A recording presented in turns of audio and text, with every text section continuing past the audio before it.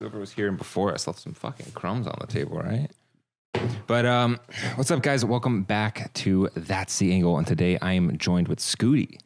And dude, it's good to have you on. Awesome. I've been doing like 2-3 interviews a week now, and I've had Pierre on, I've had Davin on, and I know you're like super close to those guys. And, yeah, like, we'll for definitely sure. get into that. But you came up in both those interviews, so I was just like, I gotta have him on.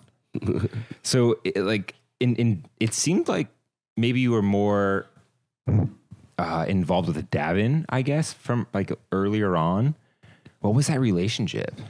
With Davin? Yeah. So kind of jump right into it. I watched both of the episodes or whatever, and you're kind of like the new Nardwar of like the podcast world, because it's like, you know, with him it was like, you know, a friend of a friend. Like, you know, when Jay-Z did his interview, like Pharrell called, was like, yo, you gotta like sit down with this dude or whatever. So it's kind of like the same thing. So Pierre is definitely family. Davin is family, as well as, you know, my business partner. So seeing them do the show was kind of like a no-brainer. And I knew that it was kind of going to come to that anyway, just because, you know, it was going to intersect at some point. Davin is my business partner with Premium and Diet Starts Monday.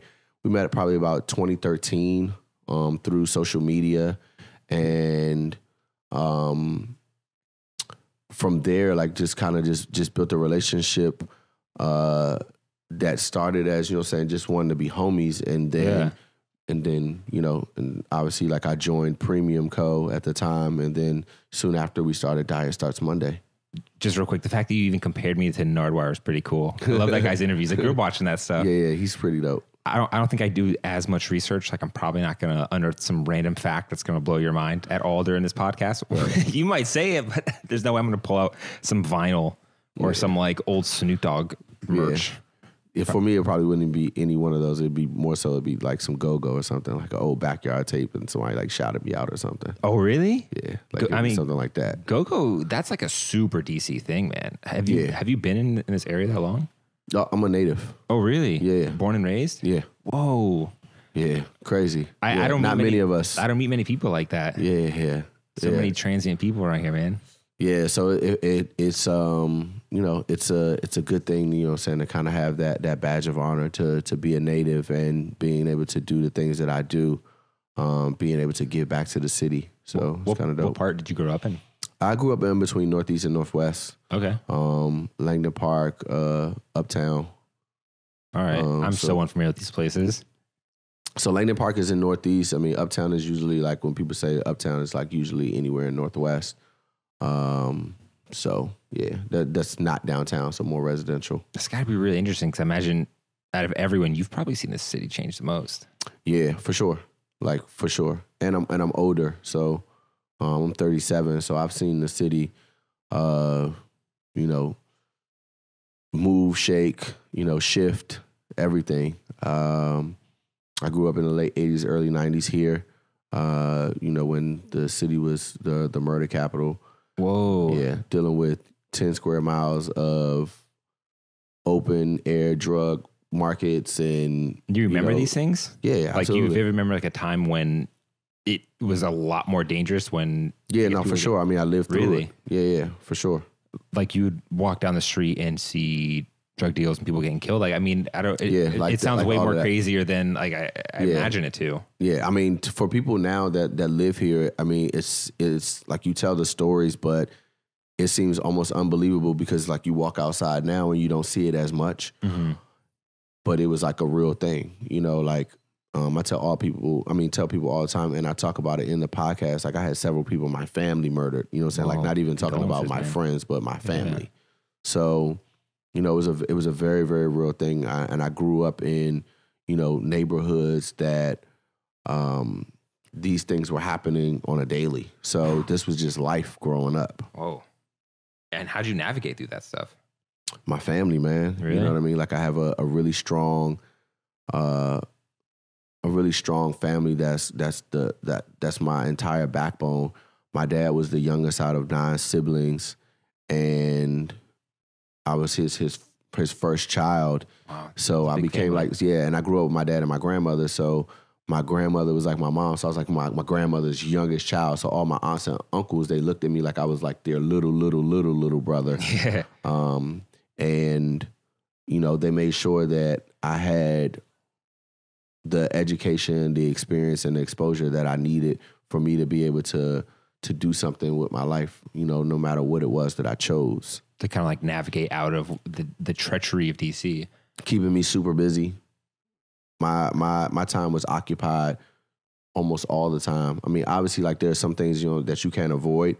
And, you know, I just believe that in life you're given opportunity, and opportunities, like you make a decision, you know what I'm saying? You're going to do the right thing, you're going to do the wrong thing. You do the right thing, then you stay on that path. You do the wrong thing, then you face yourself, like you take responsibility for it, and then you just try to make change. Mm-hmm. You know, look at it like a learning experience. Yeah, it's crazy to think back like at points in lives where you were at a crossroads, you probably didn't even know it, but depending on that decision way. Yeah, for sure. I mean, obviously, like just being an adolescent, you know what I mean? Like you just not knowing because you're just not smart enough. But, you know, when you get older and you look back, you're like, wow, like that moment in time could have taken my life in a whole nother direction. And, you know, and I made the right decision, or, you know, I made the decision that was meant for me to make, for me to get here. And not to say that if I would have did the opposite thing, you know, that I wouldn't still be here, but it definitely would have changed the trajectory of like how I would have gotten here. Yeah, I mean, I don't know exactly how to feel about like destiny and fate. I do feel like everyone probably gets the same point, just in a different way, depending on what timeline. I mean, you can get real heady with the like parallel universes and whatever it is. But I mean, just before we go off real quick, what do you think made DC like a better place to be? Like, what do you think curbed all that violence and all of that everything kind of going on? Gentrification. You know really? what I'm saying? Like, I mean, that's, you know, as sad as it may seem, you know what I mean? Like what we went through was an epidemic, like crazy. I mean, you had a entire generation of people that were almost completely wiped out. So, what do you mean wiped out? I mean, it sounds like genocide or something. Death, drugs, jail. I mean, you had kids out here raising kids because they didn't have, you know, parents, you know? So it opened opportunity for other people to be able to come in and basically, like, you know what I'm saying, like take this blank canvas and then start all over with what they think is this, or what they think the city should look like. And that's literally like what it is. Like, that's what we deal with now. So that's why when you sit here and you have a conversation with me and you say like, well, where are you from? I'm like, oh, I'm from D.C. And you're like, really? You know what I mean? Like, it's like a shock and it's a surprise because we're a minority. Like, we're, you know, I'm like the last of a dying breed. I don't meet many older cats either from D.C. Yeah. So. That's interesting. So it essentially saying it's like people, like businessmen came in with money and made the decisions in communities that they really could make for themselves or something. Yeah, pretty much. That's interesting. I mean, because we lost a lot of our leaders. You know what I mean? It's just left wide open. You know. And so, do you see gentrification as a complete evil, or is this something that? No, not at all. I don't. I look at it from both sides of the fence. Yeah. There's a lot of good that has come from gentrification. I mean, I remember growing up, there were neighborhoods that I could not walk in because of affiliation with other neighborhoods, or, I mean, those type of things I see is like, it's great. Like, I get an opportunity to experience the entire city.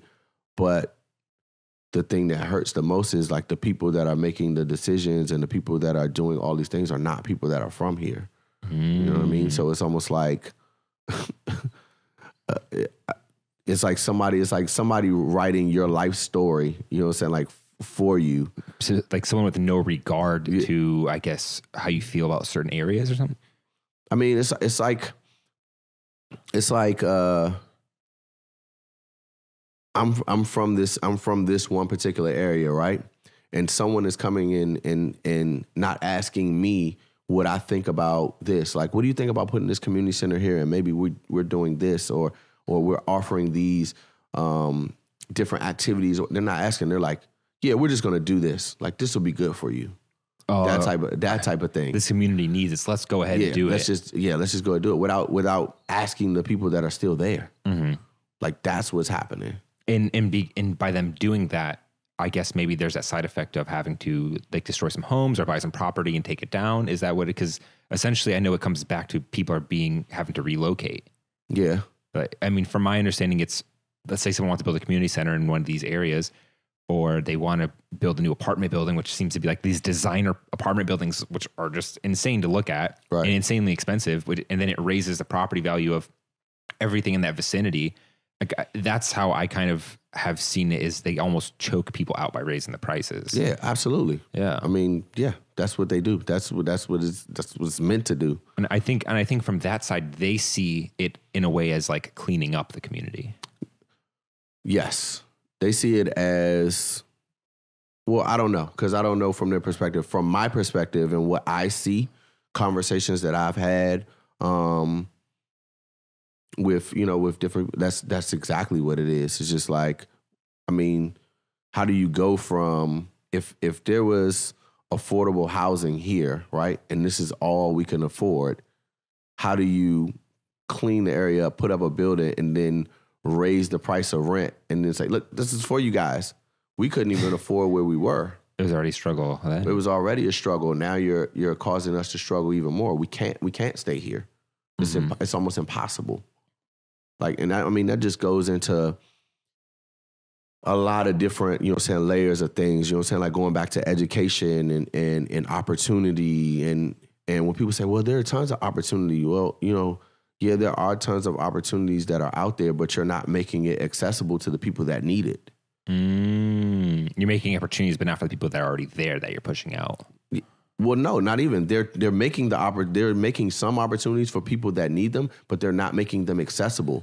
Like, fill out this application online, but if I don't have a computer, oh, I see what you're saying. You know what I mean? If I don't have these documents, if I don't have all this stuff and I can't get it readily available, it's like, well, exactly. Thanks, but no thanks. If I have to go across town and I don't have money to, to afford public transportation, or if you're not actually coming into the neighborhood and letting these people know, like, these opportunities are, like, how do they know?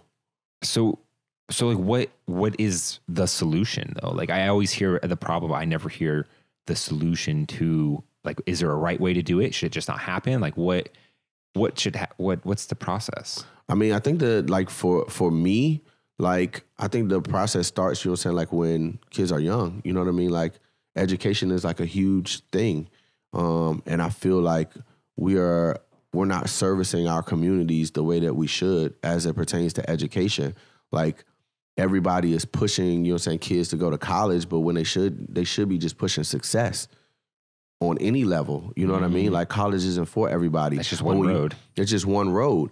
And everybody's road to success is different. But if you keep drilling into somebody's head that, like, you need to go to college, by the time I turn 15, if I already know that college is not in my future, but you telling me that that's what I need to be successful, then I'm like, fuck it. Dude, like, it's so crazy, like, that people think that one road is the one gateway to success. It's not. I just came from a school just now, just speaking to some kids, and I'm telling them, like, listen, you may have similarities. You guys may come from, the same neighborhoods and things like that, but your road is different than the person that's sitting next to you. 100%. None of us have the same road.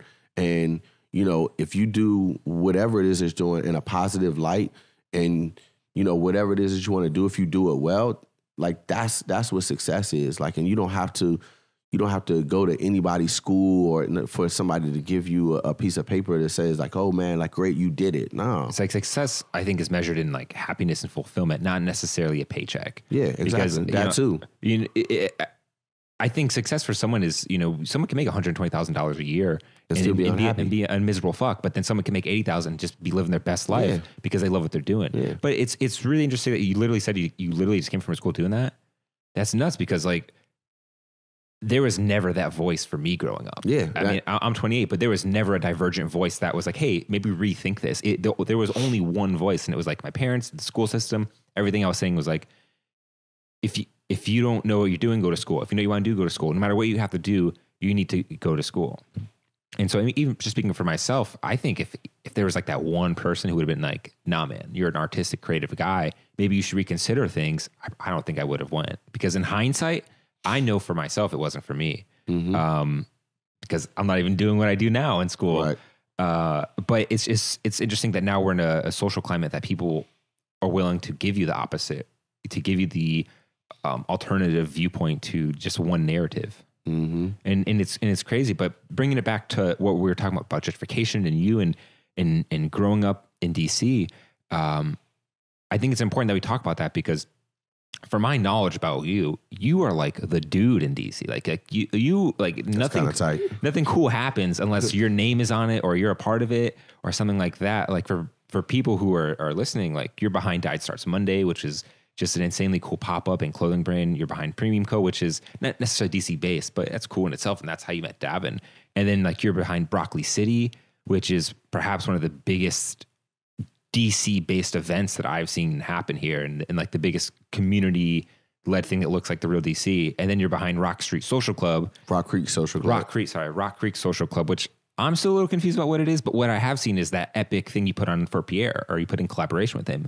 And it just kind of seems like everything has the Unkle Scooty stamp of approval, or just you've touched it or influenced in some way. And to hear that you are from the city and that you're doing it, that's incredible, man. Well, I mean, kind of, it's my responsibility. You know what I mean? You like think so? Yeah, you think it's people's responsibility. Go back to what we just talked about before, right?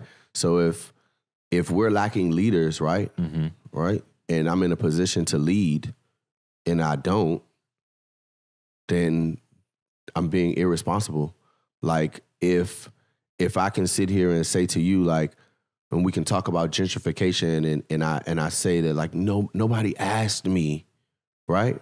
But I have a voice to speak, and I have the leverage, and I have the power to be able to do so, and I don't. Yeah, if you have the position, but and you don't do anything, and you're sitting there complaining, it's like, well, what the hell are you doing? What am I doing? And I don't necessarily, look at it, from a perspective of, saying like everything has to have the Unkle Scooty touch, but it's just more so I'm a person that gives a lot of people opportunity. It's what it seems like. Seems like you're the plug for unlocking something in people. I give people, when opportunities are presented for me that are for me, then I take advantage of those opportunities. When an opportunity is presented for me, but I feel like it's not for me, then I go to, hey, Bruce, like this thing has your name written all over it. If you want it, here it is. And then on the other end is when people need me, I'm readily available. And if that puts me in a position where, like I'm involved with everything, that's cool. But I'm also very happy, to sit on the sideline and watch somebody else do something and praise them from there.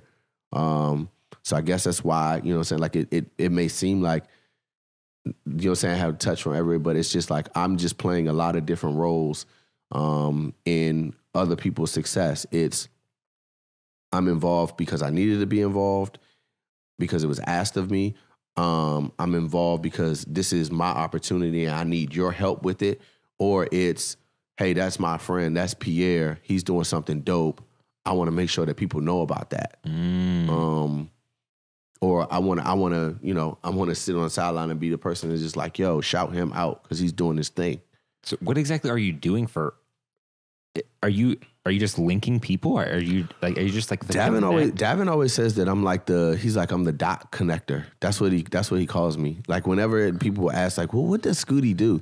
It's like Scooty like does like business development, and he does like strategic partnerships and stuff like that. And that's like I guess like the politically correct way of saying it. But really ultimately good. It's like, yeah, I'm the dot connector. I'm the person, like I'm the plug, I'm the middleman, I'm the person that'll connect you to the person that you need to be with, whether you knew it or not.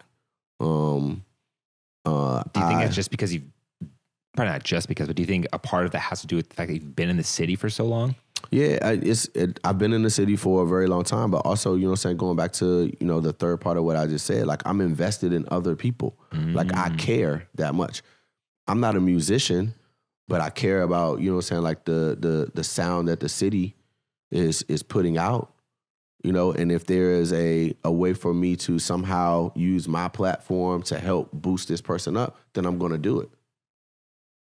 That's interesting. So in the case of like Broccoli City, which I think is massive and most people listening have at least somewhat of an idea, what was your involvement in something like that? So my involvement with Broccoli City was Broccoli City Festival.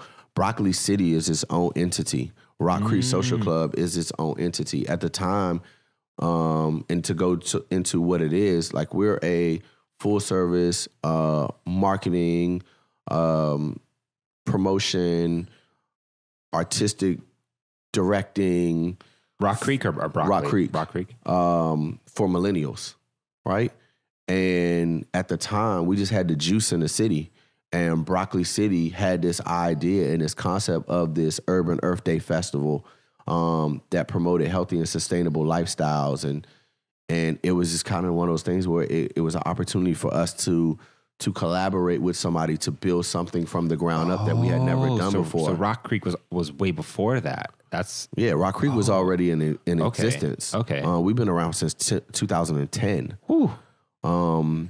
And I had a really, really good relationship with the founders of Broccoli City, and they gave us the opportunity to start this festival with them.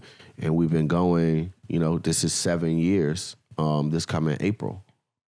Congrats. Thank you. That's epic. To be doing for sure. To be doing something like that in the city for 7 years is and to see where it's grown. I mean, you know, we started off with a conference call trying to figure out who we were going to book for the festival. And now, you know, you got Live Nation involved and got all of these major players that have now helped us to elevate the festival's brand. It's so crazy to think that like a conference call meeting or just like a meeting in a conference room was the catalyst for me jumping around and raving at a little Yachty concert at Broccoli City like a year ago. Yeah, like it's and insane. I mean, if we go like back beyond the conference, you know what I'm saying? Like the story just goes even deeper than that. But so that for me, you know, as I think back on it, it was one of the most epic decisions that I ever made, you know what I'm saying, like for my life and for my company, for us to get involved with it. The first year we did like a few thousand people. Mm-hmm. I actually cried on the microphone because it was the first time that I had ever seen anything of that magnitude that I was involved in. You know, you can sell 1,000 t-shirts, right? But you don't actually get to see those 1,000 people. But selling 1,000 tickets and being on the stage and being able to look those people in the eye, it's a powerful moment because you know that people like fuck with you. They believe in it. They believe in you. They believe in the things that you're doing. You look at the people that are next to you, as in, you know, Broccoli City, and saying like, man, like you look at them, you like, man, I aligned with the right people. Like we're on the same fucking page, and that's powerful. A dope thing. And then, you know, 6 years later, I'm on the stage last year and I'm looking out and it's 35,000 people. You know, so. That's nuts to even think about that. Yeah, it's crazy. I mean, I remember having an exhibition a couple months ago and just to have like 30, 40 people in the room, I was like, holy shit. Like that was an amazing feel. I can imagine being on stage where some crazy famous rappers about to perform and you're just looking at people who just totally believe in it. Yeah.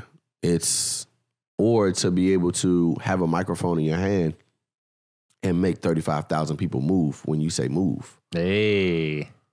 That's a wonderful feeling that like I wouldn't give up for the entire world. Like it's a beautiful thing. And you're hosting again this year, right? Yeah. I saw that on your Instagram. Yeah, I'm hosting again this year. I took a break last year.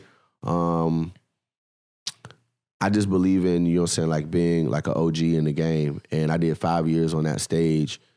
And I felt like it was time for me to give somebody else an opportunity, you know?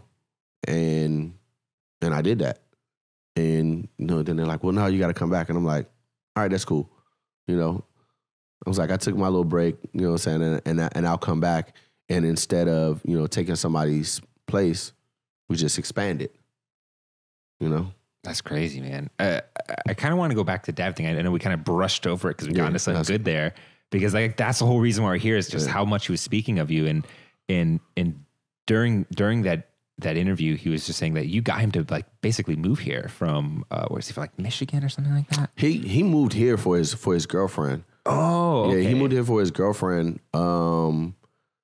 They were in a relationship. I want to say that it started kind of long distance, and then he moved here because of her.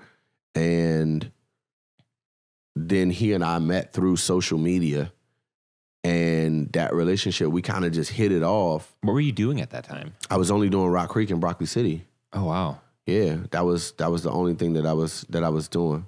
Broccoli City Festival. Always like, that's my family. I love them. I am a part of it. But I always like, when you shorten it up, people's like, oh, but you're a part of Broccoli City. I'm like, I'm a part of Broccoli City Festival. I'm not a part of Broccoli City, but those are my brothers and that's my family. So I try to make it clear like that I don't own that. Because I never like to take responsibility or take the credit for something that they did, because it's, like they built that brand. And then we collaborated together to do the festival. But going back, so Davin was here. He owned Premium with our other business partner, Tyler.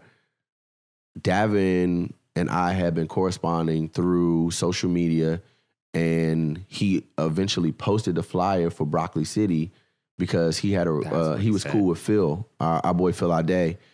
And when I saw it, I went crazy because I'm like, wait a minute, I've been going back and forth with this dude, but I didn't know that he would have. I thought he was like in like London or something somewhere.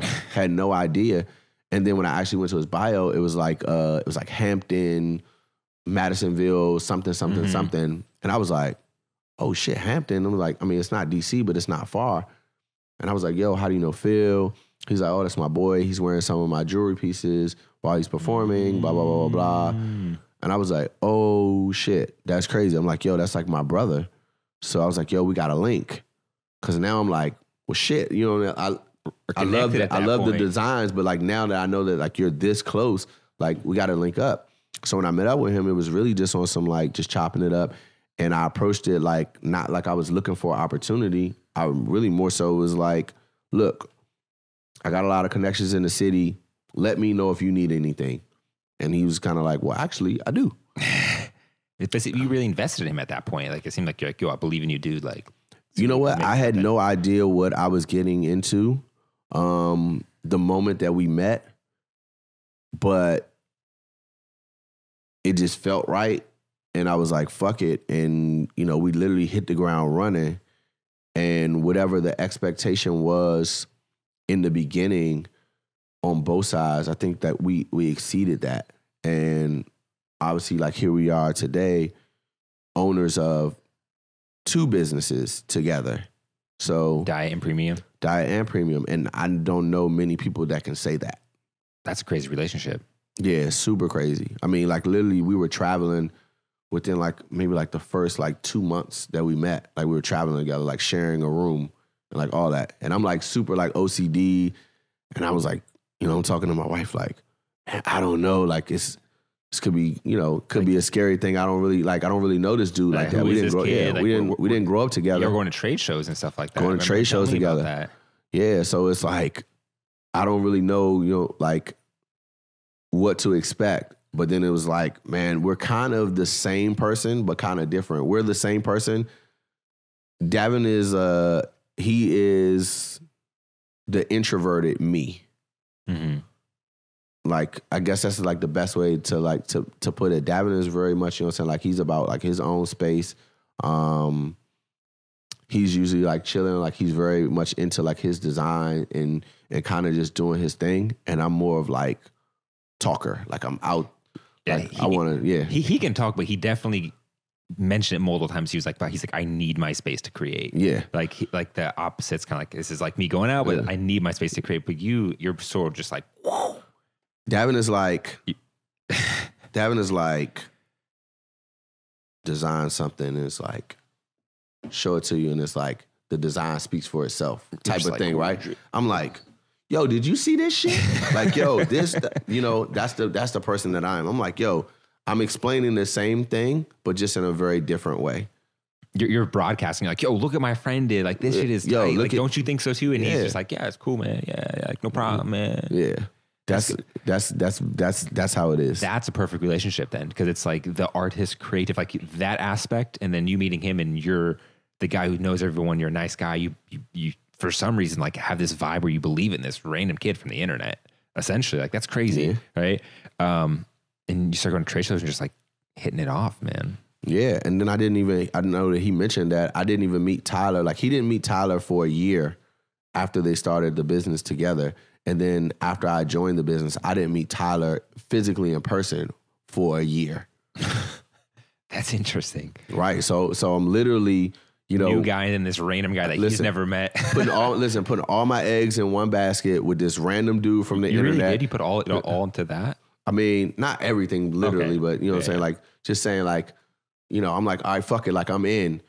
And then I'm working and I'm pushing and I'm promoting and I'm repping and I'm doing everything that I'm supposed to do for this guy that I didn't grow up with, that I don't even hardly know, and this other guy that I've never even seen and had like a physical conversation like in person.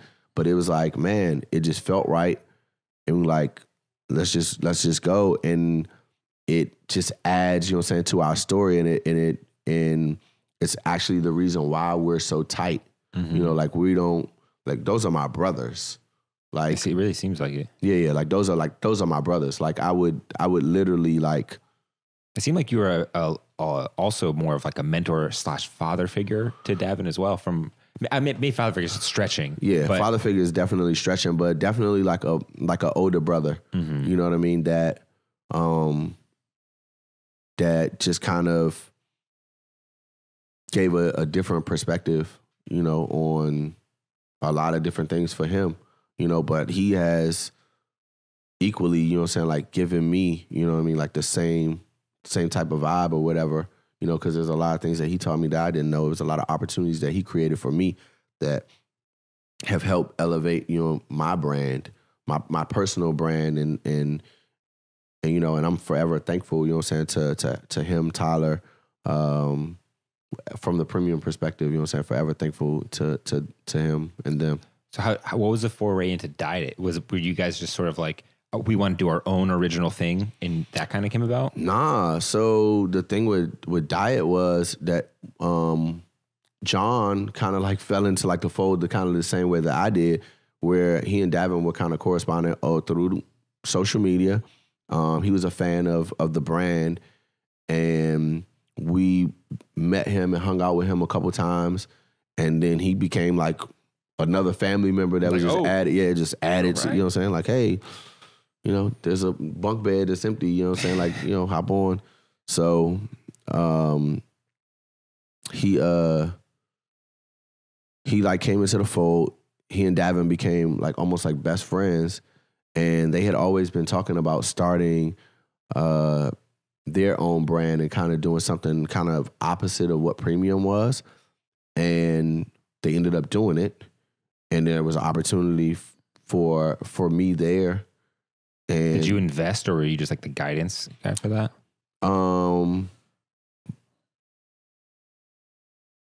Definitely invested. Mm-hmm.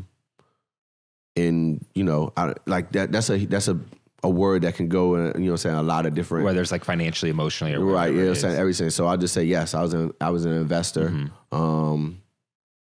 And in every sense of the word, whatever is needed. That's just how I am with any business. Like, if I'm here, I'm here. You know what I mean? And if I'm not, whatever then I'm you just can not. Do, it's yeah, like whatever is needed.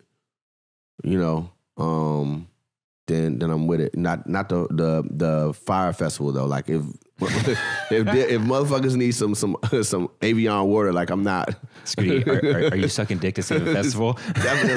Definitely not. You saw that meme? Yeah, that definitely not.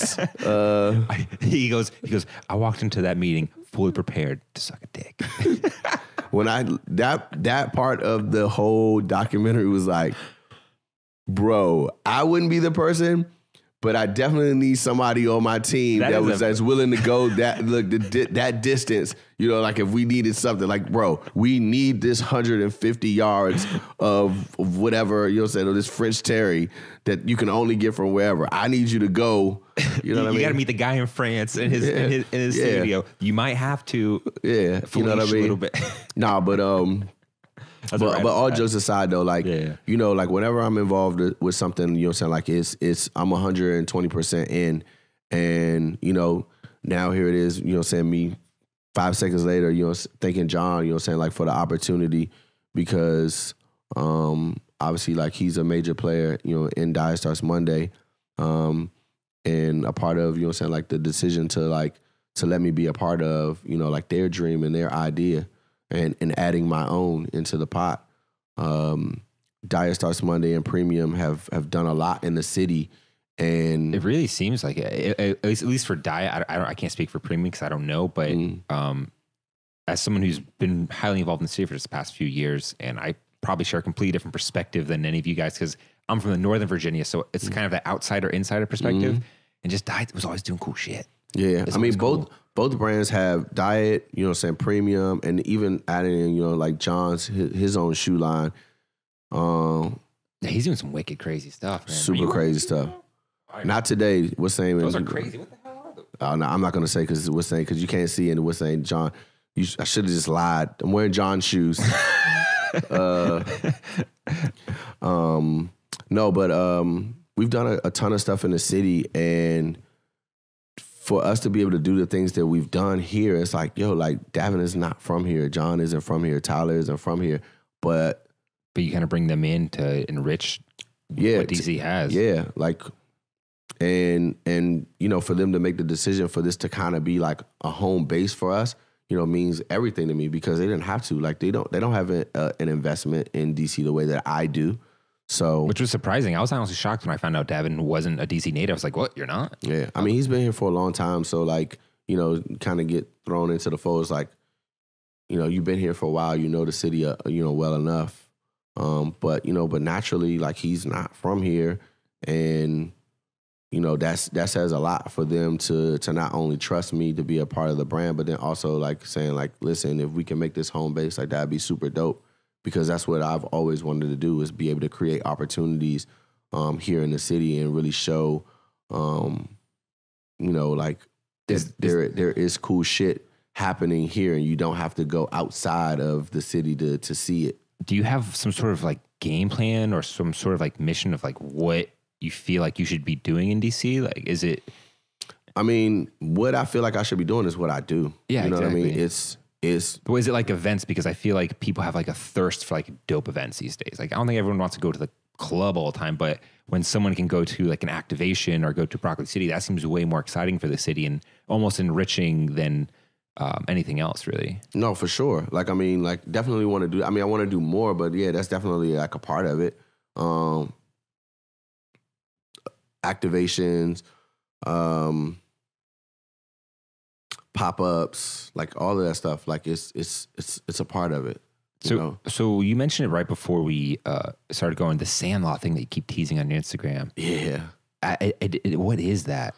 So the Sandlot, actually, crazy enough, the Sandlot was an idea that actually started from Premium. We were doing a collaboration with Mitchell and Ness, and they wanted us to focus on MLB All-Star. Who's Mitchell and Ness? Mitchell and Ness, it's another brand. They do they're a licensee for MLB, NBA. Oh, whoa. NHL. Like, they have a ton of stuff. So they wanted us to do a collaboration with them for MLB All-Star because it was in DC in July. And I didn't grow up playing baseball, so.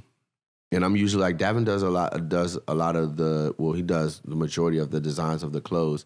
And then my job is to come up with the themes of the activations and kind of telling the story of who we are as an entire team. So looking at that movie, what I saw was not really about baseball. It was a group of kids from different areas, different walks of life. They all came and congregated in this one area that was just dubbed the Sandlot. But the underlining like theme of the movie was like, your Sandlot doesn't necessarily have to be a baseball field. It could be a basketball court. It could be, this studio here. It's like what it represents. Yeah. And so for us, what it represented was, here are, 4 kids from, because even where Davin and Tyler live is not even close. They're both from Kentucky, but like. That's where they're from, Kentucky, not Michigan. Yeah. So where Davin is from in Kentucky and where Tyler is from in Louisville, like it's like 3.5 hours away or something like that. It's like the distance from here to like New York. So, but we were able to come together, to create these businesses and these experiences and things like that, which is like what I took from the movie. It's like an homage to your guys' kind of relationship, but also it's an activation for MLB. It was going to be an activation built around, that movie. Mm-hmm. So the clothes and everything inspired. That's wicked. It was like a whole entire thing. And it didn't end up happening. It didn't end up happening. Some things ended up, like just obstacles that we couldn't get over. And then another, like not another, but a childhood friend of mine, Ian Callender, who is one of the owners of Blind Wino, he was actually helping us with that project and trying to find us a space for this activation. And when we told him that it wasn't happening, it was like, okay, cool, it is what it is. And then maybe like a month later, he was like, you know what, I really thought about it. He was like, that whole entire Sandlot idea was not an activation. That's an actual place that needs to happen. Whoa. And I was like, okay, I'm with you so far. And he takes me over to this space over in Southwest, Buzzard Point. And he's like, what do you see right here? And I was like, I see an empty parking lot with a bunch of dirt and trees and shit. And it's like some tires or whatever like that. He's like, nah, this is the Sandlot. Oh, snap. Yeah. And I was like, okay. We went back to the crib and, I drew some shit up on a piece of paper. I gave it to him. He came back with this whole entire like rendering of the space and was like, yo, this is it. And I was like, fuck. Like, he meant it. He was passionate as hell about it. I mean, he's one of those people too. He's passionate. Ian and I have been friends for, this is 28 years this year. I mean, the Blind Wino is crazy. For someone to take over an abandoned church and to turn it into like a crazy art space community center, that's pretty ambitious. Yeah, super. And up until this point, Ian has always, supported me in all of my business ventures and, vice versa. Done the same for him. But this is the first time that we've ever owned something together. So, super excited about this project. Also just because it means so much. And it kind of embodies like everything that I've built up into this point, from Rock Creek Social Club with, my partner Jerome Baker and the rest of our team, moving into premium, moving into, diet. It's like, here's like the one part of the story that kind of tells, where we are right now. So what is it though? Like what is it going to do? What are you going to do in this? So it's a cultural space. Very much like Diet, the actual brick and mortar, like a place where we're all going to go, natives, the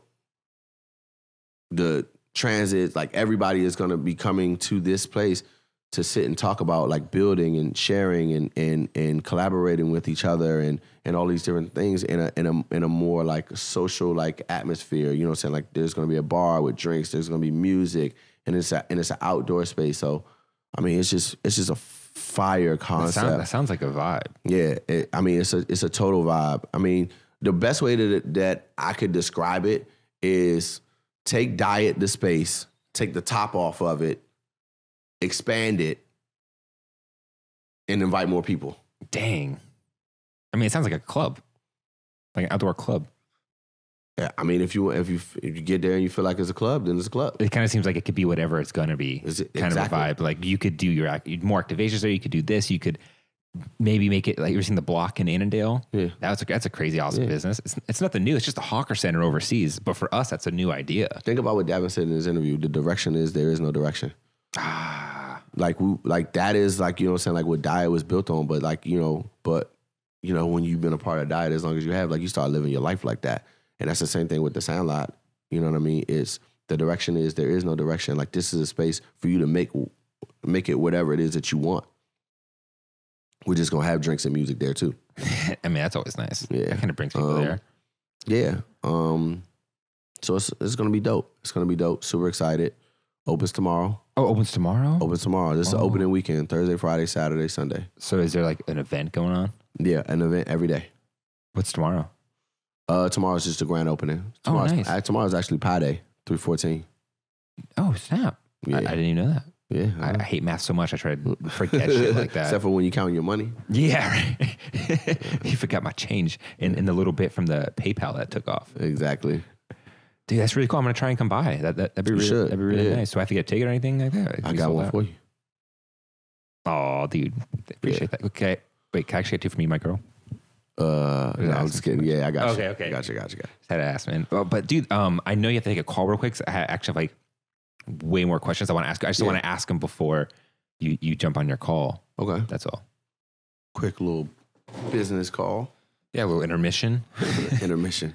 I once had a guest go to the bathroom 3 times on the podcast. That's a lot. He's also vegan, so that probably explains a lot too. There's like nothing inside of them. It just goes from like mouth just right out. You vegan? No. Me neither, man. Definitely not even thinking about being vegan now after you just said that shit. Bro, I don't get it. It's like vegans always look so sad and frail and stuff. But they're super proud about it. Nah, I'm good on that. Yeah, same, man. But right before we left off, we were talking about Sandlot and how awesome that's going to be. Really looking forward to checking that out. But something interesting as I was doing my research of guests before they come on, and actually like the idea of who I want to have on the show just kind of comes naturally. Like it just kind of came organically, like me asking you on. So of course I want to learn a little bit more about you, so I can like talk a little bit about it. You know, I saw one post and you were like, very important announcement. 5 years ago, I quit my job. You were working in like an office job and I was working in the school system. Oh, you work in a school system? I was a dean of students. No way. Yeah. That's pretty cool. Yeah. In DC, I guess. Yeah. Nice. What? Yeah. That's pretty crazy to go from that life to being an entrepreneur. Like a real entrepreneur, not just like entrepreneur in your bio because you have a t-shirt company that drop ships, but like an actual entrepreneur doing things. Yeah, like it was man, it was a crazy thing. I was living like a double life. For a little bit? Yeah, like all my social media and all that stuff was blocked. Like if you knew me, you knew me, but like like that was it. Like, cause I had kids, you know, like that would like search my name on the internet and all types of stuff. So it was like I was keeping like a super low profile. It's gotta be hard trying to be a dean of students and then live that social profile that you have. Yeah, it's tough. And then, you know, when we started traveling with Premium as a dean of students, like it takes a lot of your time. Oh, so that's what you were doing at that time. Yeah. So, I mean, I was doing all this, doing Rock Creek and Broccoli City Fest and all that stuff, like outside of the school, but I was still working in the school. And I'm, as an administrator, like you don't get summers off or any of that shit. So I was working like all year round. And when we started traveling, I literally had to adjust my lifestyle, just period, because I couldn't be out, you know, super reckless because I couldn't afford to get sick because I was using all of my days off for us to be able to travel. New York, LA, Vegas, you know, all of these different places or whatever. But it was tough. Dean of students, I coached basketball, cross country, and track. So working all day, every day, and then getting off and then like going to practice. So your life was like all school system before this. Yeah, pretty much. I mean, I was doing all of this stuff on the side. Oh. It just wasn't full time. And then, you know, 5 years ago was when I made a decision like, you know, I'm either going to follow my dream or I'm going to follow somebody else's. And you know how that shit went. So, because I mean, here we are. Yeah. So, but that'd be kind of scary, like on the financial side, on like the business side, every part about that. I mean, that's a pretty decent sounding job. I mean, I don't know. It sounds pretty nice. It sounds pretty impactful too. Yeah, no, super impactful. You know, there are a lot of different reasons, you know what I'm saying, why I ended up leaving, but ultimately it was, I wanted freedom to be able to get up and do whatever it was that I wanted to do, not what somebody else was telling me to do. And when I had the opportunity. Were you always kind of doing like an entrepreneur thing on the side? Yeah, just kind of growing up? Yep. What were some of the earliest things you did? I had 2 clothing lines before I even joined Premium. Oh, whoa. So you had like an idea of how that whole online thing worked, building the brand and everything? No, because this was prior to, this was like Facebook. I think that like, or MySpace. Yeah. So, yeah, MySpace. There was no Shopify then. Yeah. It was hard to sell stuff online then. And for me, I wasn't even like into like selling stuff. Like I wanted like the actual experience. So I was selling a lot of stuff just like straight out the trunk. Yeah, like pull up on you. Just hustling like that. Yeah, hustling like that. And I did a podcast. Oh, no way. Do you still do it? Nah. Okay. I hosted GW Radio with a friend of mine, Jamie Benson, Jay Promo, Ravi, Adrian, King Carter, Sneaker Man Dan. Like it was a bunch of us. And we used to host this radio show every Tuesday called Funkadelic Freestyles. So it was like just another one of those things. Like Jay was supposed to be the host and Jay was my boy. And I ended up going, but because everybody else in the room, they're all my friends too. I kind of just sat there.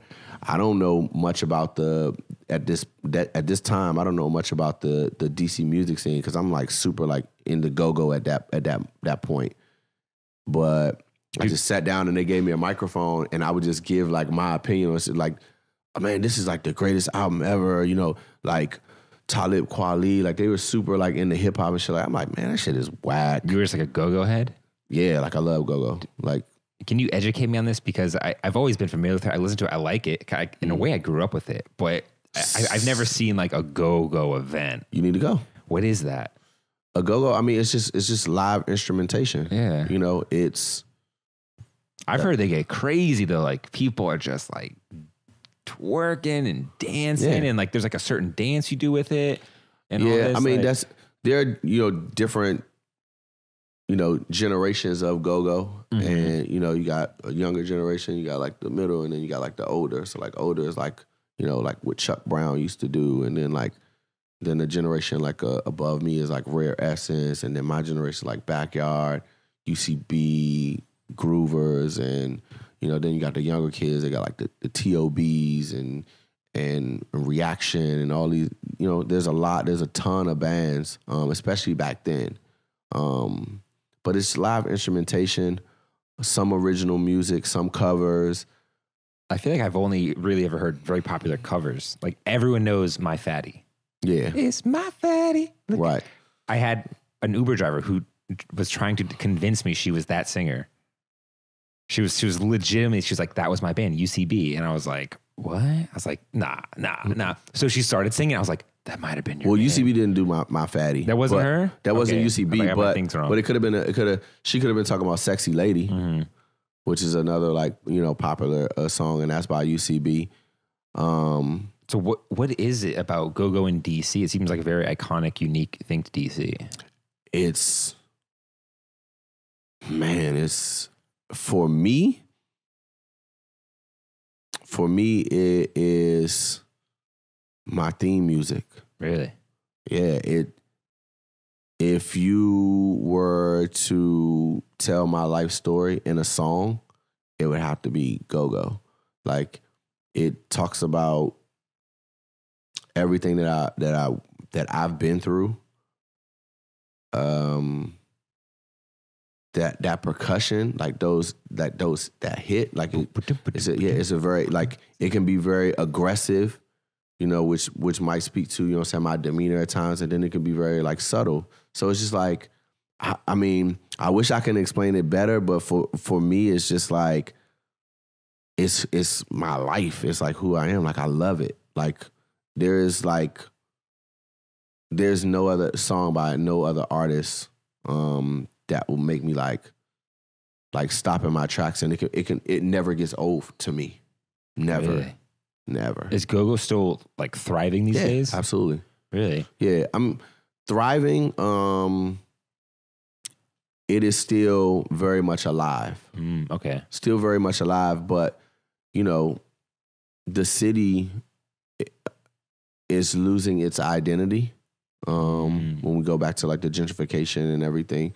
So, you know, with that, you know, some of those things, you know what I'm saying, like kind of like it might get lost in translation between everything that's happening with all the building, with Amazon coming through. Yeah. Today's gonna be a pretty crazy place pretty soon. So, you know, but we won't focus on the bad. We'll focus on the fact that it's alive and it's well and it's still extremely vibrant and you know, I challenge you today to take yourself to a go-go, preferably Backyard. That's my favorite band. Like a Backyard band? Yes. I've heard that name before. Yeah, you should. It's like 95 or 93.9 that plays go-go at night. I hear it all the time. I'm sure they both play go-go. Yeah.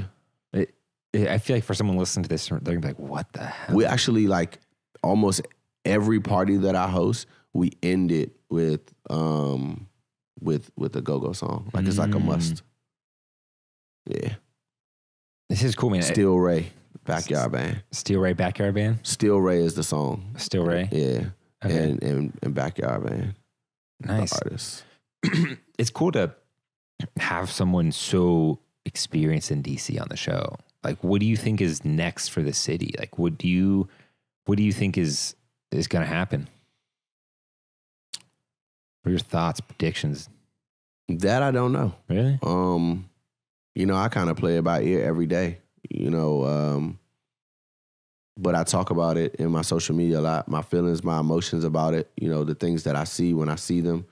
And I also like try to talk about my experiences and I try to talk about the culture, where we came from, where we are now, and where I may feel like, you know, we should go. But, you know, I don't really have like a clear like vision of what it's going to look like. Are you in talks with people who make those decisions? Yeah. I mean, I definitely try to insert myself as much as I can in, you know, a lot of different pockets. So like politics, you know, advocating for more arts programming and support.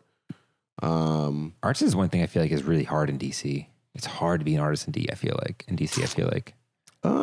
No, I don't think so. Really? I think that there's a huge like art community in DC. It feels small though. Like, I'm not gonna lie, I kind of feel like I've seen it. Like I've almost seen it all in a weird way. Well, you've never been to a go-go, so I don't know. Well, maybe not that part. You know what I'm saying? I'm just saying, like, but for it to be still so prominent right now in the city and you still have never been, that's just like us talking about the arts. Like, I'm telling you that, like, there's a huge community. You know what I mean? Like, we just got to get you out of this basement. Or, actually, we're not in the basement. We're on the second floor. It kind of feels like a basement because there's no windows in here, right? Yeah. I actually just had someone who hosts battle rapping in the area DM me. Oh, yeah? Do you know anything about that? Somebody hosting battle rapping? Who is the person? Oh, man, I don't remember off the top of my head, but it's like DMV battle raps, and he hosts like these battle rap events all around DC. Yeah, I'm huge into battle rap, too. You like that? Man, that's like my therapy. Like, I'm like URL, Smack DVD, like fiend. Like, I love it. Disaster, you heard of that guy? Yeah, he's funny as hell. Yeah, battle rapping's crazy, man. Yeah, it's weird because it's like an insult fest, but it's like clever. That crazy, it's super clever. The crazy part about it is like, you know, they get personals and everything else, right? But then they like shake hands at the end. It's like weird. It's weird. It's like, yo, they turn it on and off like that. Like, it seems so offensive. Yeah, like some of the stuff that they talk about. Some stuff is like, it's funny and you know it's like not real. Like, you know what I mean? Like, all right, you know, you're putting on a show. But then some stuff is just like, I don't know. Like that one is like it's like a real thing. Yeah, it's like this guy did research on you. He legit called your mom's friend's friend to find out about that one girlfriend you had so he could bring it up. Yeah. That's insane. Yeah. I mean, the quality of insults. And then they like shake hands and like hug at the end and like they're like laughing and smiling and stuff. And I'm like, it's weird because I'd be pissed. You could have sworn they were about to punch each other in the face like 2 seconds ago. Yeah. Yeah. Disaster did punch somebody in the face. Did he? Yeah. I'm like, come on, it's bound to happen in that scene, right? Yeah. Someone just says a wrong thing, just bad day. Yeah. So what's your opinion on the arts in DC? Like I feel like in New York, there's affordable housing in places like Brooklyn, and which is why the arts can thrive because the artists can live in an area that's so affordable. But in DC, I don't know where that is. Yeah, so there are very, very, very small pockets. But I do know that there are certain organizations that are actively trying to fund some building or in some development somewhere just because it has been recognized. The mayor has signed a bill that supports some of the arts, you know, in the community. So there are small pockets, but I think that, you know, I mean, obviously, like always gonna feel like we need more. Oh, I mean, 100%. But I feel like going back to the point when you were asking, no one asked us how we feel about it. Yeah, I've ran into so many people who have art spaces, and they take over old properties. But then for these art spaces, you have to be approved to get in. You got to pay $800 a month to even have this tiny little space. And it's just like, this isn't an art space. Yeah, I mean, yeah, that kind of sucks. You know, it kind of sucks. But I mean, maybe that is, you know, maybe you're presenting me an opportunity for me to be able to do something, you know, and open up my own space, like get somebody to give me a building. So this building right here that we're in, this is called DC Art Studios. To my knowledge, this is the oldest art community in DC. It's been here since the 70s. Mm-hmm. And I'm sure you heard of Douglas Development. Of course. The story behind that is the Douglas guy himself bought this building for the arts. It was a huge hippie compound, as well as all of Tacoma was. Now, actually... I'll tell you something funny. Okay. That Davin probably didn't mention. What? We actually looked at office space in this building, and we met with the family, the Douglas Development, when we were looking for a space for premium. Whoa! And I want to say, like, we were like probably like in this room because it looks like so familiar. This was that room, like this big ass pillar right here. Like I'm looking at, like, man, like, because I remember saying, like, man, we gotta like find a way to like get around that pillar. Yeah, these pillars are obnoxious, man. And they were gonna give us a space for, you know, for super cheap. Wow. But this is before like all the stuff that walking through the hallway, like none of this stuff like was in here. So it's good to know that like he actually did something, you know, good with the building. Well, that's changing because we're getting choked out of here. Yeah. Oh, so it was one of those things. Yeah, I know. It's one of those things where he's like, here, take this space. Okay, I'm ready for the space. Like, you got to get out. Yeah.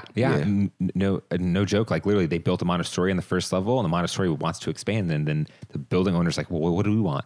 A Montessori school in Tacoma where everyone's having babies, or do we want all these stupid ass artists here?" It seems like a pretty obvious choice. For them, but it just sucks because I feel like it's just such rich history here. Mm-hmm. And everyone here, these are all working artists. All the artists in here are people who are really putting on in the city. They're doing murals, they're doing exhibitions, and I don't know where all of it's going to go. Yeah. I mean, like I said, like maybe that's, you know what I'm saying, like somehow, you know what I'm saying, like it's fate that you're presenting me an opportunity that maybe that's something that I need to be working on or something that I need to be looking into a lot more. It's like, you know, a lot of times you get, you know what I'm saying, like so caught up in your own situation, like I got a house, you know what I mean? So it's like, you know that you have these artist friends, but never really question like, so where you living these days? You know what I mean? Like, so live work is not a thing anymore. Yeah. So, you know, maybe that's what this is. I mean, dude, that'd be incredible to do something like that. Cause all the art spaces I see, even before I randomly came across the spot, it was just super expensive, super bougie, so hard to get into, long wait list.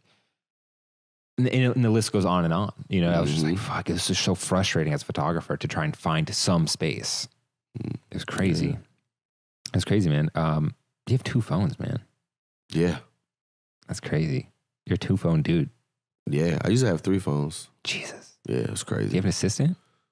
No. Oh. I tried to get an assistant multiple times, but it's so hard to keep up with me because I'm move and shake like, you know, like I'm here 1 minute, you know what I'm saying, I'm gone the next. I don't really write my schedule down the way that I should. I literally like have everything in my mind. Like I knew that I was supposed to be. Like I can literally like see the schedule as I'm looking in my brain. Like, okay, like I knew that like that's impressive as fuck. I had to be here at 2. I knew that I was gonna have a call at 3. That's why I let you know so that I wouldn't forget. I know that when I leave here, I know, you know, where I need to go after here. I know what I need to do after. It's just like all in my mind. Jesus, impressive. Yeah. So like when people are like, well, how am I supposed to know? Like you got to write some of this stuff down. It's like, well, you're the assistant. You write it down. It's like, okay, well, you got to tell me to write it down because I don't know what your schedule is. Like it's in my head. Yeah. I'm just like, you know, you didn't tell me that you were going there. I'm like, I forgot. I forgot to tell you. I knew that I needed to be there, but I forgot to tell you. You know your schedule. Yeah, exactly. So it's just one of those things. It's just super hard. Especially because you're branching out to LA and in New York. I see a lot like the diet pop-up coming up. That's got to be, I'm sure things are getting crazy for you these days. Yeah. And then also too, it's just like, it's the way that I just look at my schedule like, or I look at my workload like, yo, I have all of these things that I need to do. And I may spend an hour on this and may decide to stop and then do something else. And can I ask what a day in your life is like a busy day? A busy day. All right. Today. Yeah.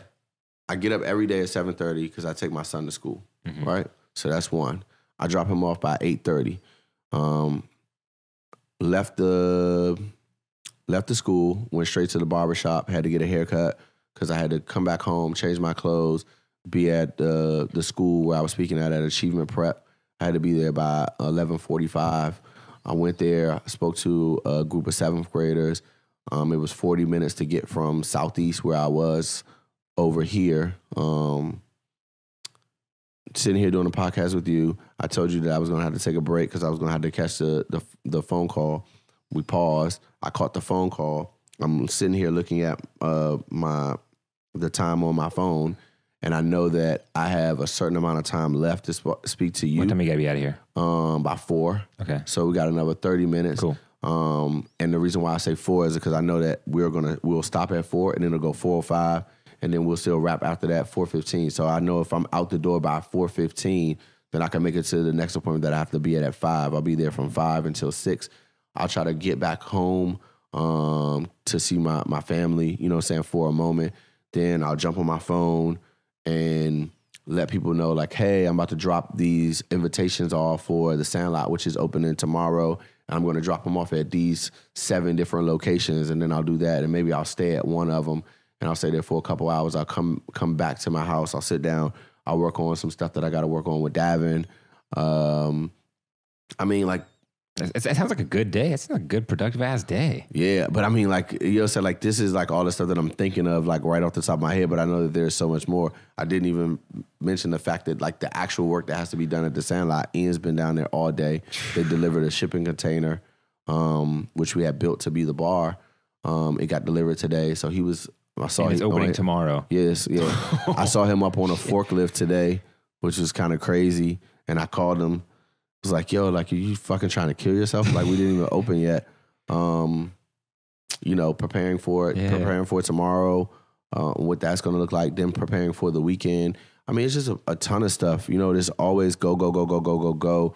And then, you know, obviously 2 cell phones. So they're always, I mean. That sounds fun, though. Like, it doesn't sound like you're just, like, sitting, designing, or doing anything, like, hyper.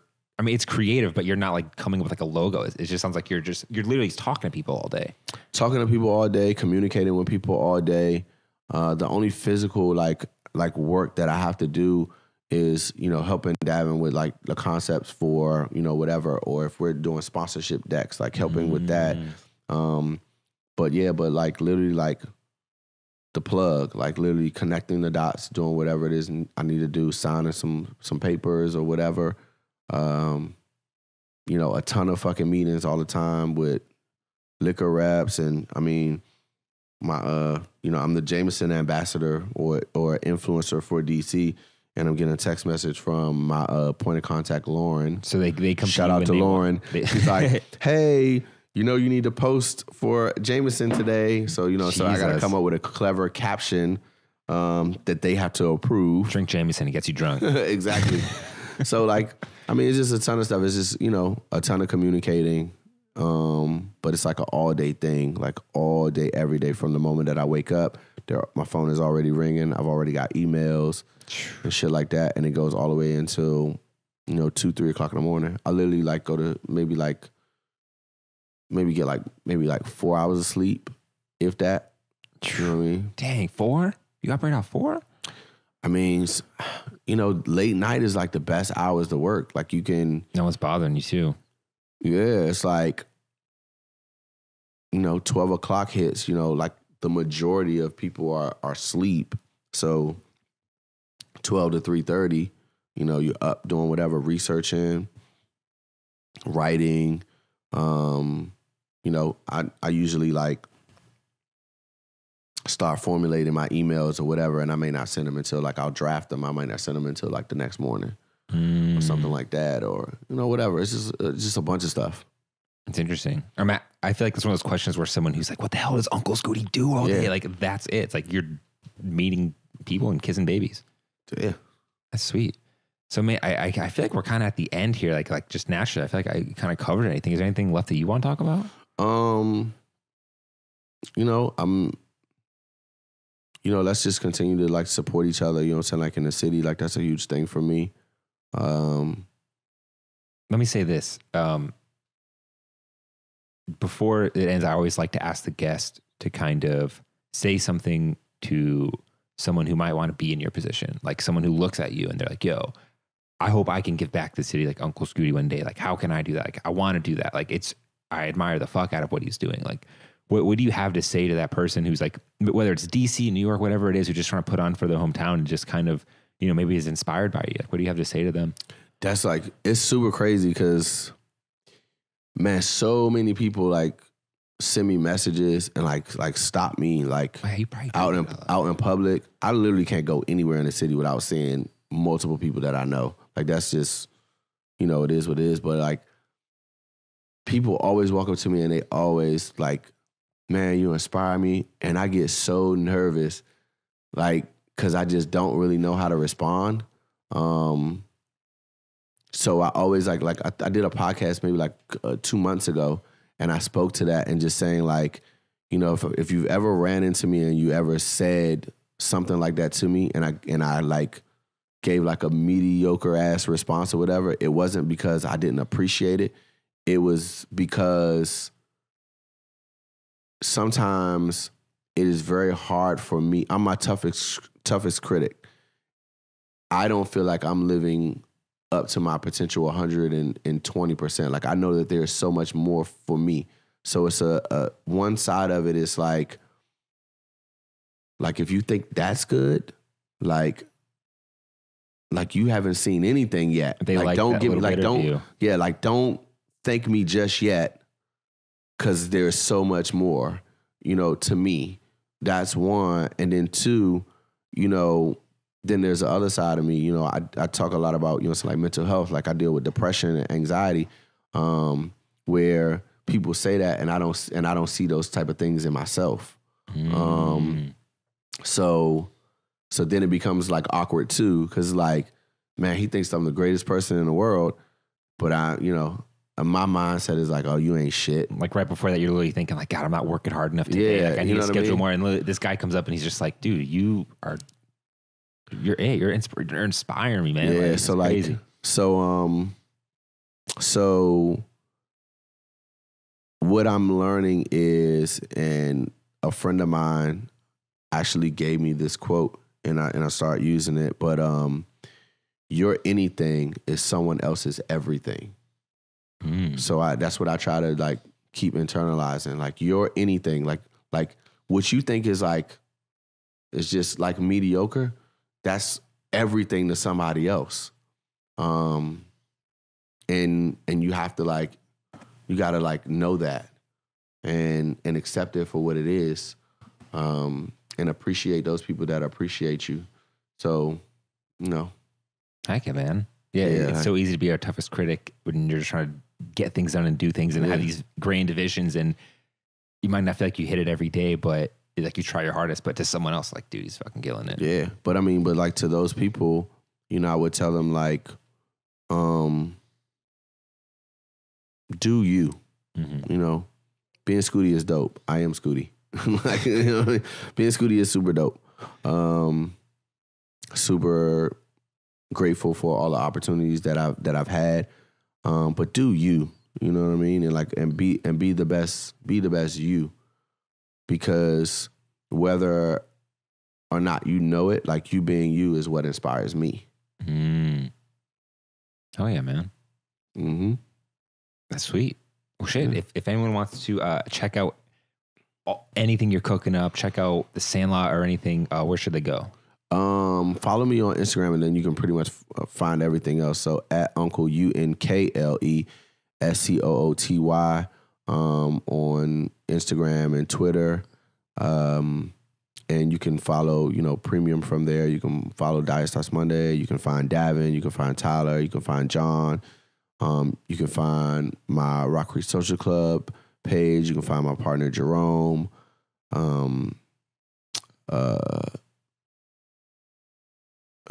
That's the hub, right? I mean, there. Yeah, like that's it. Like, I mean, and the rest of the team, shout out Alexis. Oh, you can find Broccoli City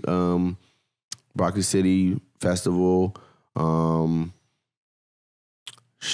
Man, I mean, if you want to follow Jameson, you can. Like, I mean, but like everything is pretty much like tagged in my page, and then anybody that's associated or affiliated with any of those brands, like you can pretty much find them, and and I encourage like you to look at those people and like follow them, because I mean, if you really want to like know my story, like it is like getting to know them is knowing my story, because I'm influenced by all the people that are around me. And even though I might get the credit for a lot of the things that you see, like the people that are around me, my teams are like, they're instrumental in majority of every project. And I always like to say that too, because a lot of times like they just don't get the credit, for playing the background. I respect that to even shout them out. Yeah. Well, cool, guys. I'll link it if you're watching YouTube, or if you're listening, check out YouTube. He spelled it out for you. If you're in DC, check out the Sandlot. That'll be epic. Can't wait to come through. And absolutely. Guys, that's it. Don't call my phone. I'm not picking it up. Do not call him. Yeah, you stuck outside for whatever reason. Like, I'm not coming outside. Don't want to be one of those people. Let me in, man. Let me in. Yeah. Sweet, man. Well, that's it. That's the angle. And thank you for coming on. Appreciate it. Oh, yeah.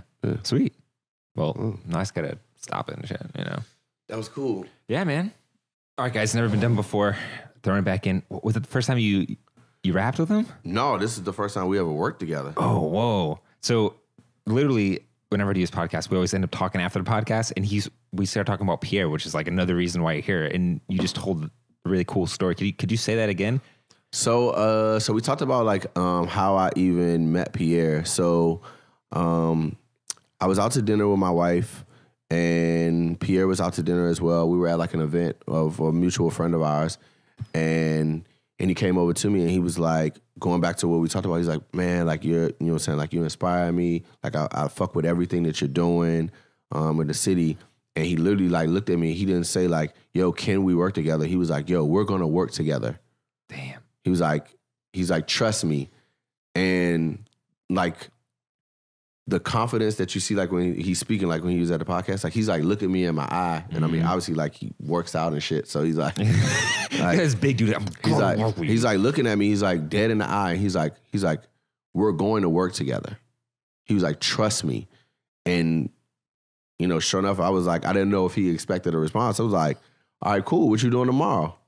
And he's like, he was probably not expecting that. Yeah, he's like, I'm free. And I was like, all right, cool. So I was like, yo, we're shooting this shit for Premium, some lookbook stuff, pull up with your camera or whatever, and, we'll catch like some behind the scenes stuff. And he shows up, and I just literally just showed you the picture on my phone. Like, he shows up and never left.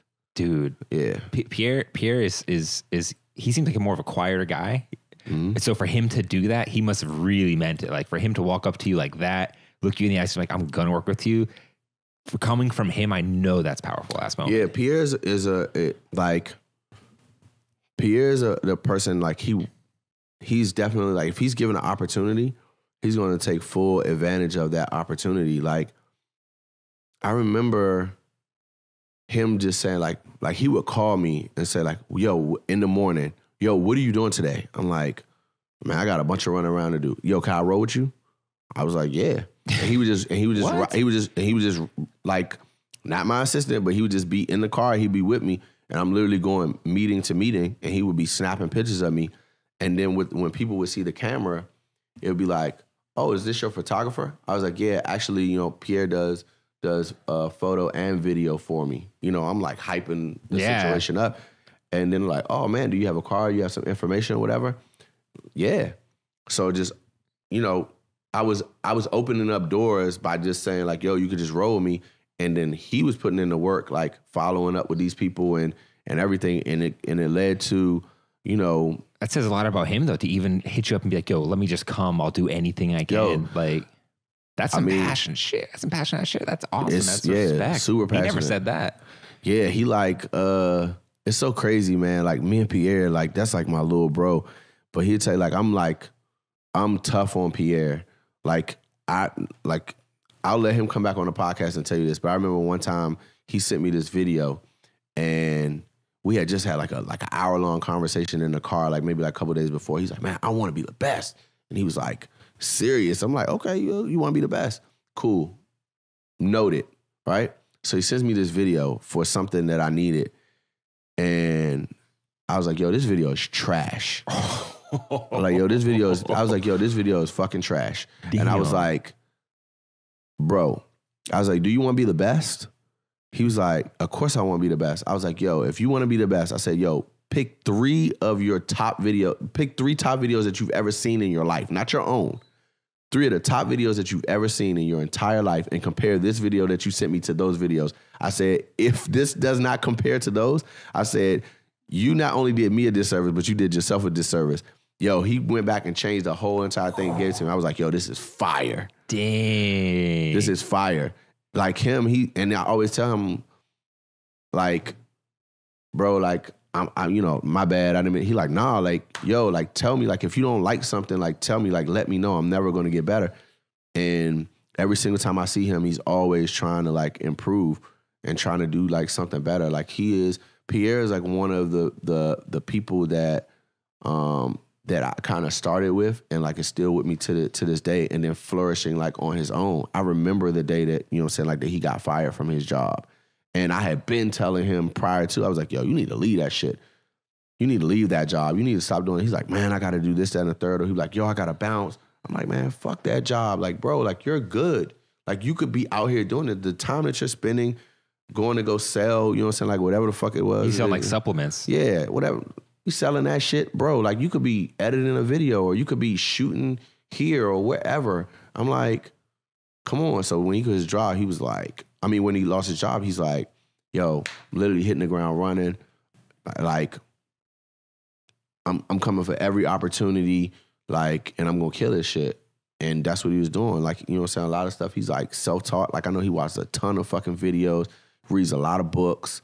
He's a very smart kid. Yeah, super, super smart. He's super smart. You would never even know that he's that young. Crazy. Yeah, but his exhibition itself was really cool. Yeah, it was super cool, and it was a step outside the box for him. I feel like you probably pushed him on that too. You know what? I don't think that I specifically pushed him on that at all. I think that I just push him in general. You know what I'm saying, to always like want more, and then I lead by example. You know, with him and with anybody else.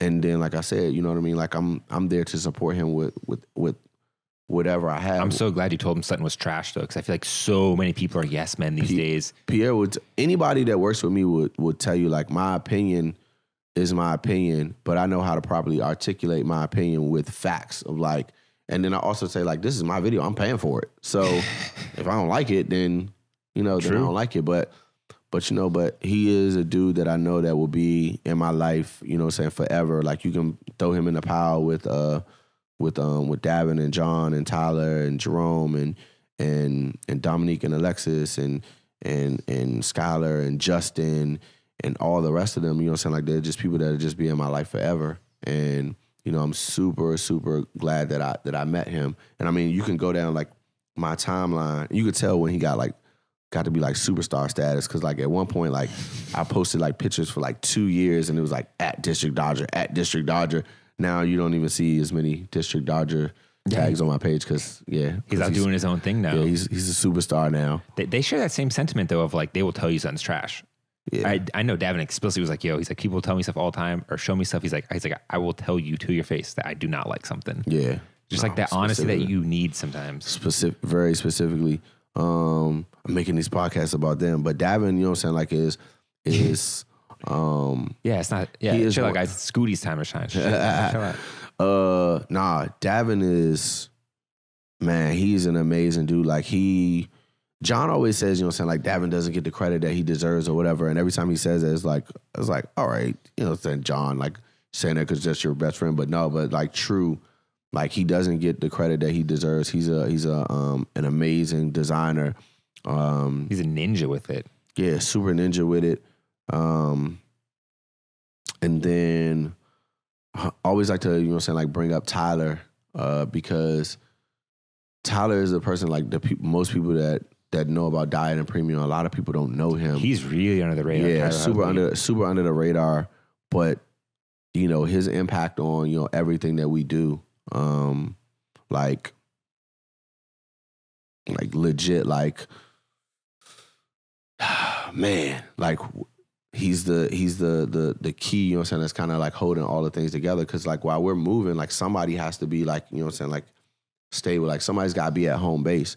And, like he's kind of taken that position and been cool with it, because some people can be mad, like, like nobody talks about me and, I'm here, I'm doing all this shit over here or whatever like that. Like, but he just kind of just plays his position. And it kind of just dawned on me that, I don't know why I think about this before, you've kind of created this like brotherhood of like you and these main guys, John, Pierre, Davin, Tyler, and you guys are just with each other doing things no matter what. And like that seems to be a big driving force to why everyone is so successful. Yeah. And support each other. Like we always say, like John Shoe, like I don't own John Shoe Company, whether people think that or not, because I post it all the time. But, Rick Ross said something a while ago in the interview, like rep that shit like you own it. It's not mine, but I help out, like where I can. Because that's my brother, like, and I want him to succeed. Tyler has some things that he's working on in Kentucky, and I support him. We talk on the phone. He's like, yo, like help me out with this sponsorship stuff or whatever like that. I want him to succeed, So it's like kind of support. Going into John. John is, man, like I grew up wearing Jordans and Adidas and Reeboks and everything. And I have a partner that has his own shoe, like a shoe, like not a brand shoe with his name on it. He has his own shoe. It's his shit. Like, can you imagine like going into your closet and putting on clothes and everything that you put on, you own, and then grabbing a pair of shoes out of it and putting it on, and it's your business partner's shoes. That's crazy. Like, that's crazy. That's crazy. Like, I don't know, like, like many people, like shoes that. Like the rare thing that people don't make. Yeah. So like, for him to be able to do that and for me to be able to be a part of that, not even just experiencing it like everybody else, but to be a part of it is crazy. And, super, super, super creative dude as well. And dope, man. Cool. Cool. Yeah. Well, for an extra segment, that was cool. I've never come back and thrown another part into the podcast. I was saying, when we talk about other people. Yeah. No, it's cool, man. I don't have a problem. Like, like. No, but that's just what it is. Yeah, big up in those dudes. That's what it is. Because without any of them, and my apologies if I forgot anybody, if I didn't name you, it's not on purpose. It's just because it's a lot of shit rumbling around in my brain, and I'm, kind of spilling shit out before I have to roll. But shout out to, everybody a part of Broccoli City Festival. Shout out everybody that's part of Rock Creek Social Club, everybody that's a part of Premium, everybody that's a part of Diet Starts Monday. Always big love for me. Y'all know that. Word. All right. And for real this time. Yeah, we're done this time. That's the ankle. Peace.